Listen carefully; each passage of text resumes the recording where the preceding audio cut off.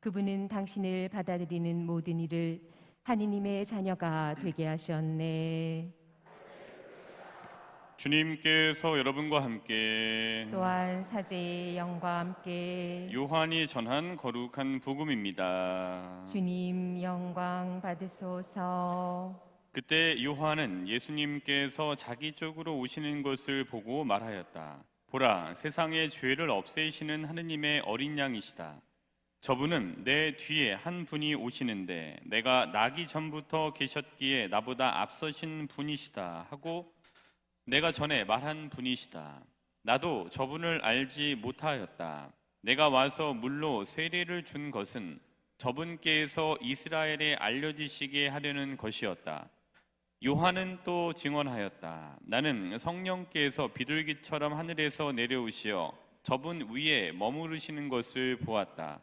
나도 저분을 알지 못하였다. 그러나 물로 세례를 주라고 나를 보내신 그분께서 나에게 일러주셨다.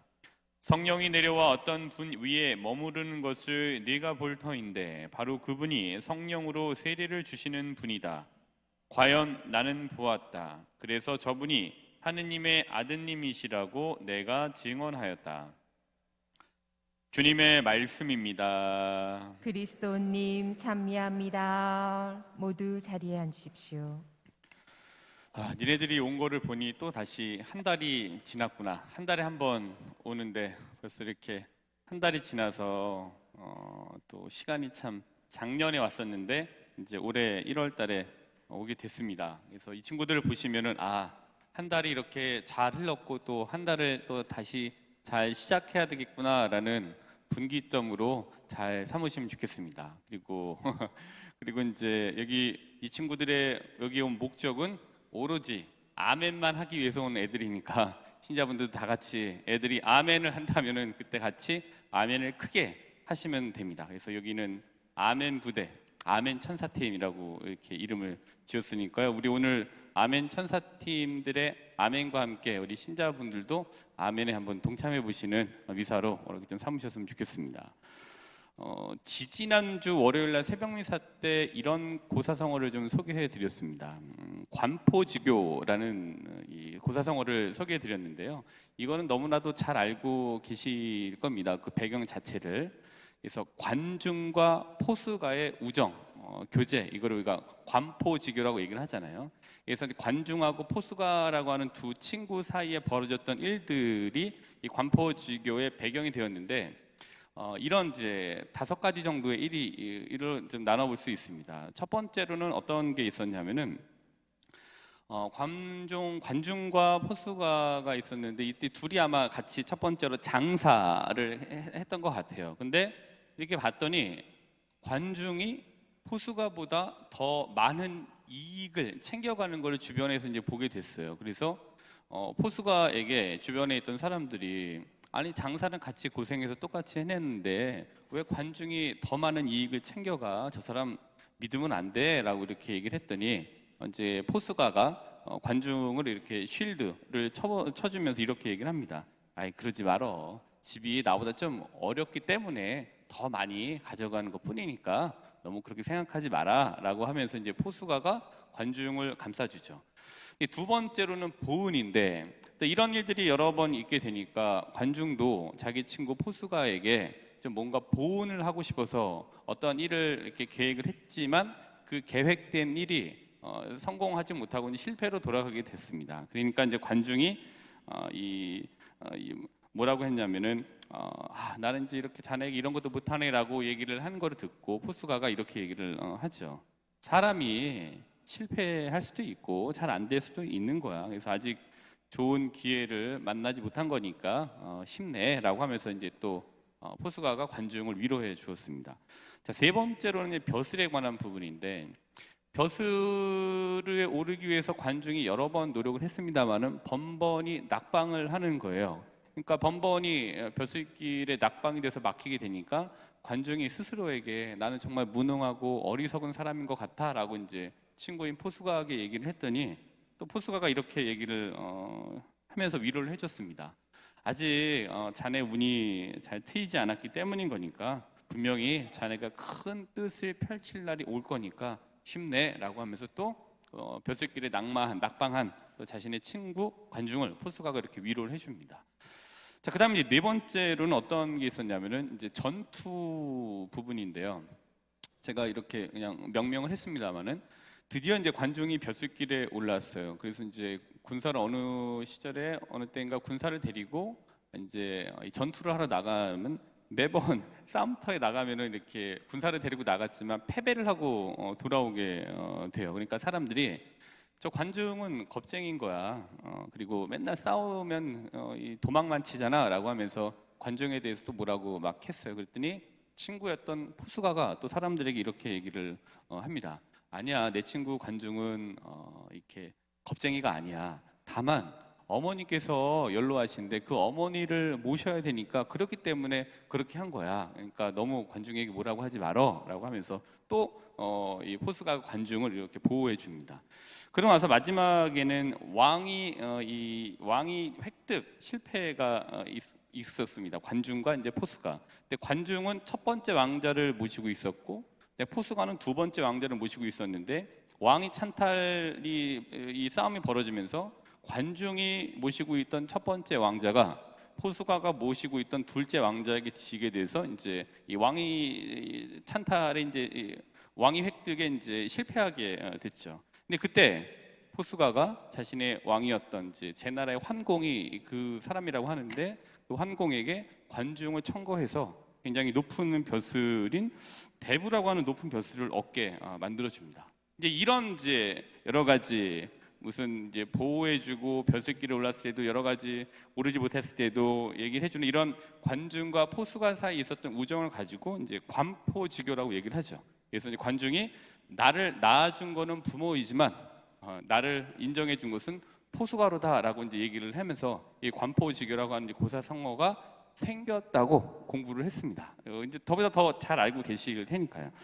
근데 이제 이거를 이제 보게 되면서 관중이라는 사람과 포스가의 이런 두터운 우정, 또 포스가의 관중을 포용해주고 관중도 그런 포스가에게 감사하는 이런 이제 우정들을 보면서 오늘 이 복음에 나오는 세례자 요한과 예수님과의 관계를 한번 관포지교에 한번 빗대서 생각을 해봤습니다.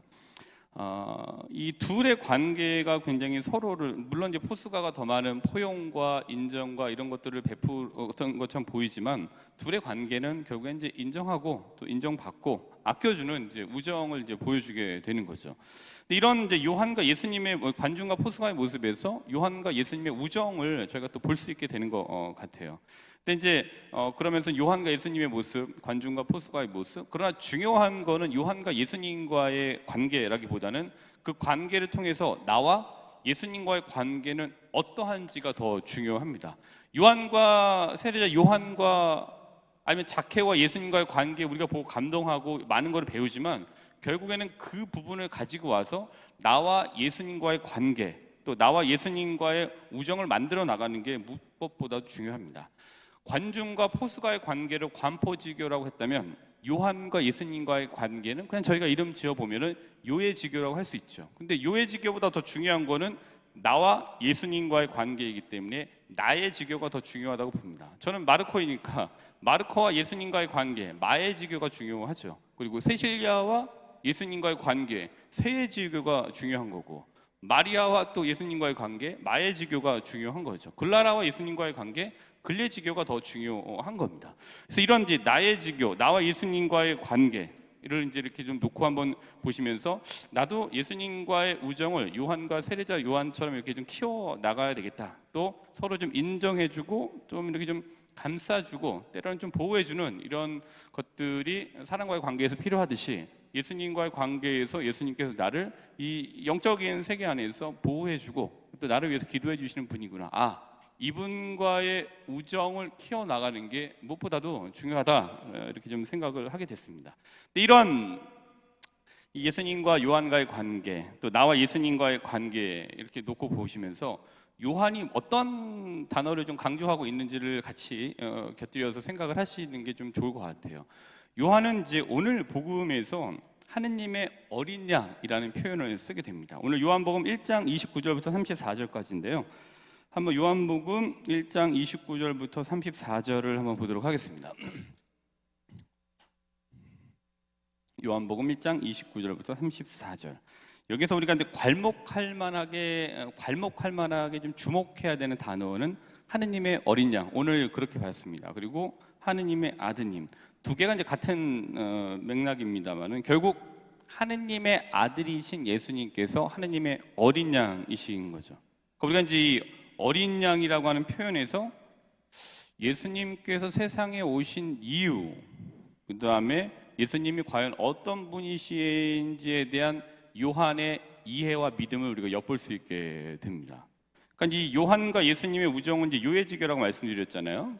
이 요해지교와 하느님의 어린 양이라는 표현은 하느님께 대한 신뢰, 또 예수님께 대한 기대와 함께 어우러져 있다고 볼 수가 있고요. 이 요해지교를 유지하게 해준 동력 중에 하나가 이 요한의 하느님의 어린 양이라고 하는 예수님께 대한 이해라고는 볼 수 있는 것 같습니다. 그래서 요한은 이런 이제 예수님께 대해서 이렇게 이해를 한 거예요. 그리고 이 예수님께 대한 우정을 유지할 수 있는 동력을 여기 하느님의 어린 양이라는 본인의 그 확신에서 이런 것들이 이제 그 확신에서 나왔다고 볼 수 있습니다. 그래서 제가 하느님의 어린 양, 그래서 어린 양이라는 표현이 중요한데 그 어린 양이라는 표현이 성경에 신약성경에 몇 번 나왔냐 한번 찾아봤습니다. 그랬더니 하느님의 어린 양이라는 표현은 요한복음의 3군데, 그다음 베드로 1서에 1군데가 나오고요. 그다음에 어린 양이라는 표현은 제가 이렇게 찾아봤더니 묵시록에, 요한 묵시록에 36군데, 그러니까 5장부터 22장 사이에서 36군데에서 발견하게 됩니다. 그러니까 요한이라고 쓰여져 있던 요한복음, 그다음에 요한 묵시록에 쓰여져 있던 이 요한의 요한이라고 하는 사람과 요한이를 추정했던 사람들에게 예수님은 하느님의 어린 양이라는 그게라고 인식되어져 있었던 거예요. 그러니까 하느님의 어린 양이 이 요한에게는 굉장히 중요하고 요한을 따랐던 그 추정자들에게는 하느님의 어린 양이라는 본인들의 그 신학적인 이해가 무척이나 중요했던 거라고 볼 수 있습니다. 근데 이제 앞서 말씀드린 바와 같이 하느님의 어린 양 요한이라고 하는 사람과 요한을 따랐던 추정자들에게 하느님의 어린 양이 중요했지만 더 중요한 거는 지금 내가 하느님의 어린 양이라는 이거를 어떻게 이해하느냐, 내가 이해하는 하느님의 어린 양이 중요하거라고 좀 볼 수 있습니다. 그래서 제가 이해한 하느님의 어린 양 4가지를 소개해드리고 마치도록 하겠습니다. 제가 이제 오늘 제가 이해한 하느님의 어린 양은 첫 번째로는 요한복음 1장 26절과 29절입니다. 요한복음에 이제 이 부분 1장에 이제 3번이 다 나오는데 요한복음 1장 26절은 어떤 거냐면은 이렇습니다. 16절은 그러자 요한이 그들에게 대답하였다. 나는 물로 세례를 준다.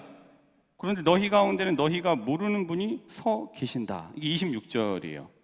그러니까 예수님이 우리 가운데 계시는 거예요. 예수님은 참 발생하는 분이시기도 해요. 어떤 거냐면은 내가 예수님의 이름으로 누군가와 무언가를 했을 때 거기에서 그 예수님이 나타나요. 그러니까 그 가운데 계신 거예요. 지금 이제 떠들고 있는 승우랑 윤재 요 사이에 예수님이 계시네. 요 사이에 계시네. 거기. 그치. 안 보여? 난 보이는데. 거기 계시네. 윤재랑. 거기 계시는구나. 그치. 그다음 윤재랑 누가 주원이야? 주원이 사이에 예수님 계시네. 일로 이동하셨네. 거기 계시네. 안 보여? 그치. 그 사이에 계시네. 거기 계시네. 거기. 주아랑 주원이, 주아랑 주호, 니네 사이에 거기 안 보여? 거기 봐봐봐, 옆에 봐봐봐. 거기 계시네. 거기 계시네. 이게 마음 착한 사람만 보이는 거야. 거기 계시네. 근데 시연이랑 우리 선생님 사이에, 거긴 안 계시네. 두 분 사이에는, 예, 거기. 자, 이렇게 예수님께서 이렇게 계시는 거예요. 그러니까 제가 예수님의 이름으로 무언가를 할 때, 그 상대와 무언가를 할 때 거기서 예수님, 이게 예수님이시구나라고 하면서 예수님이 나타나시는 거예요. 거기서 발생을 하시는 거예요. 그러니까 우리 가운데 계시다라는 말씀은 그 말씀으로 제가 이해합니다. 그분이 하느님의 어린 양이신 거죠. 자, 그 다음에 이제 29절에 어떤 말씀이냐면은 와서 보아라. 그날 그분과 함께 묵었다. 때는 오후 4시쯤이었다. 그러니까 와서 보아라. 묵었다. 4시쯤이었다. 함께 묵었고 시간 4시쯤이었어요. 즉 하느님의 어린 양 예수님은 굉장히 구체적인 공간과 시간 가운데 함께 하고 계시는 분이시다라는 거를 보여주고 나타내주고 있는 거라고 보여집니다. 상징하고 있습니다. 넷이라고 하는 시간, 함께 묵었다라고 하는 그 묵은 공간. 그럼 지금 우리 11시 24분이라는 시간, 이 성당 3번 성당 대성전이라는 공간, 여기에 하느님의 어린 양 예수님이 구체적인 시간과 공간에 계시는 거죠. 여기 계시는 겁니다. 이게 저한테는 첫 번째 이해였고요. 하느님의 어린 양. 두 번째로는 요한복음 1장 43절입니다. 그때 필립보가 나타나시자 예수님께서 뭐라고 하셨냐 하면은 1장 43절, 나를 따라라, 이렇게 말씀을 하십니다. 그러니까 이 나를 따라라라는 말씀이 하느님의 어린 양 어떤 분이시냐, 그러니까 우리가 신앙 안에서 따라야 할 분이 누구이신지를 명확하게 보여주는 것 같아요. 즉 하느님의 어린 양이라고 하시는 분은 우리가 신앙 안에서 가장 중심에 두고 따르고 흉내 내야 할 분이심을 보여주는 게 나를 따라라라는 거라고 보입니다. 그러니까 신앙의 중심에 두셔야 돼요. 말씀을 읽으셔야 되는 거죠. 말씀이 가장 중심이 되어야 되는 걸 얘기해주고 있습니다. 자, 세 번째로는 요한복음 2장 3절입니다. 요한복음 2장 3절은 어떤 거냐면은 이제 카나의 혼인잔치에서 이제 포도주가 떨어졌습니다. 그랬더니 예수님의 어머니가 예수님께 1장 3절에 포도주가 없구나라고 예수님께 말씀을 하십니다. 즉, 여기서 예수님은 하느님의 어린 양이잖아요. 하느님의 어린 양이 예수님이시고, 즉 하느님의 어린 양이신 예수님, 포도주가 없구나라고 얘기했을 때 그 포도주가 없구나라는 말은 우리가 기도해야 할 분이 누구인지를 또 보여줘요. 우리 예수님께 기도하시는 겁니다. 그래서 올해 저희 본당이 머무르는 정방 말씀이 요한복음 15장 7절입니다. 15장 7절 어떤 말씀입니까? 너희가 내 안에 머무르고 내 말이 너희 안에 머무르면 무엇이든지 청하여라. 너희에게 그대로 이루어질 것이다. 그러니까 우리가 예수님께 청하는 거예요. 예, 예수 그리스도를 통하여 청하는 겁니다. 하느님께 청하는 거죠. 근데 그 하느님의 어린 양, 그분에게 우리가 기도해야 될 분이 누구인지를 포도주가 없구나라는 요한복음 2장 3절의 말씀을 통해서 기도해야 될 분이 누구인지를 명확하게 이제 보여주죠. 하느님의 어린 양, 우리가 기도해야 될 분이 저분이시구나라는 것을 보여줍니다. 제가 이해한 하느님의 어린 양은 이것입니다. 마지막으로 네 번째로는 요한복음시록 21장 3절을 보도록 하겠습니다. 요한복음 21장 3절 같은 경우에는 이것도 좀 읽으면서 굉장히 아주 무릎을 치면서 참 그렇구나라는 것을 저에게 주었던 말씀인데요. 21장 3절은 이렇습니다. 보라, 이제 하느님의 거처는 사람들 가운데 있다. 하느님께서 사람들과 함께 거처하시고 그들은 하느님의 백성이 될 것이다. 하느님의 거처는 사람들 가운데에 계시다. 그러니까 우리가 앞서 살펴봤던 1번 오후 4시쯤이었다. 함께 묵었다. 구체적인 공간과 시간. 그러니까 우리가 있는 가운데, 우리가 있는 곳이 구체적인 공간과 시간인 거잖아요. 그러니까 하느님의 거처는 어디냐? 우리가 머무르는, 우리가 속해 있는 구체적인 공간과 시간이다라는 걸 보여주고 있는 것 같습니다. 그러면서 우리가 하느님의 어린 양을 먹고 마시는 우리는 누구이냐라는 것도 보여주는데, 즉 하느님의 어린 양, 예수님을 먹고 마시고 예수님의 말씀을 듣고 그 말씀을 믿고 믿은 바 실전으로 증명해 나가는 이걸 통해서 우리가 이제 어떻게 누구냐? 우리가 하느님께서 머무시는 성전임을 보여주고 있는 겁니다. 우리 안에는 다 하느님께서 머무르고 계시는 거야. 우리는 성전입니다. 하느님께서 머무시는 성전인 거예요. 고린토일서 3장 16절부터 17절까지를 보시면은 하느님의 성전에 대해서 얘기가 나와져 있습니다. 고린토일서 3장 16절부터 17절. 여러분이 하느님의 성전이고 하느님의 영께서 여러분 안에 계시다는 사실을 여러분은 모릅니까? 하고 쭉 내려가면서 마지막 부분에 17절 마지막 부분에 이렇게 되어 있습니다. 여러분이 바로 하느님의 성전입니다. 여기 계신 신자분들이 바로 하느님의 성전이신 거예요. 거기 안에 하느님께서 머무십니다. 그리고 하느님께서 머무시는 거는 오후 4시 함께 묵었다와 같이 구체적인 공간과 시간, 그리고 우리 가운데에서 우리가 예수님의 이름, 즉 하느님의 어린 양의 이름으로 무언가 할 때 거기에 또 발생하시는 분이세요. 그러니까 구체적인 공간과 시간에서 발생하시는 예수님, 그게 바로 하느님의 어린 양. 근데 제가 이해한 하느님의 어린 양은 이렇습니다. 자, 그럼 우리 이제 아멘 천사들과 함께 아멘을 외칠 시간이 돌아왔습니다. 자, 끝부분에 아멘만 하면 돼. 알았지? 승우, 알았지? 오케이. 윤재도 그렇고. 자, 우리 앞에 다 볼게요. 자, 예수님께서는 어떤 분이시냐? 구체적인 공간과 시간에서 우리와 함께 계십니다. 아, 그렇지, 시연이. 그렇지, 잘했어. 자, 신앙 안에서 우리의 가장 중심에 두고 흉내를 내고 우리가 기도해야 할 분은 예수님이십니다. 아, 그렇지. 자, 우리는 하느님께서 머무시는 하느님의 거룩한 성전입니다. 아, 맞습니다. 자, 연습했으니까 이제는 다 같이 우리가 크게 한번 외쳐보도록 하겠습니다. 예수님께서는 구체적인 공간과 시간 안에서 우리와 함께 계십니다, 여러분. 자, 신앙 안에서 우리가 가장 중심에 두고 흉내를 내고 기도해야 할 분은 예수님이십니다. 자, 우리는 하느님께서 머무시는 하느님의 성전입니다. 맞습니다. 우리가 관포지교라는 말을 통해서 관포와 포스카의 우정을 살펴보았습니다. 이를 통해서 나와 예수님의 우정의 나의 지교도 생각해 보게 됐습니다. 그리고 그 중심에 있는 하느님의 어린 양 예수님에 대해서 우리의 이해를 한번 해봐야 된다고 말씀을 드렸습니다. 이번 한 주간 나와 예수님과의 관계 중심에 계신 하느님의 어린 양이신 예수님께 기도하고 또 나와 함께 구체적인 공간과 시간 속에서 먹고 마시는 예수님과의 우정을 기도와 선한 지향과 함께하는 선한 실천으로 깊게 만들어 나가시기를 바라면서 오늘 미사 안에서 하느님께 은총을 청해 나가도록 합시다.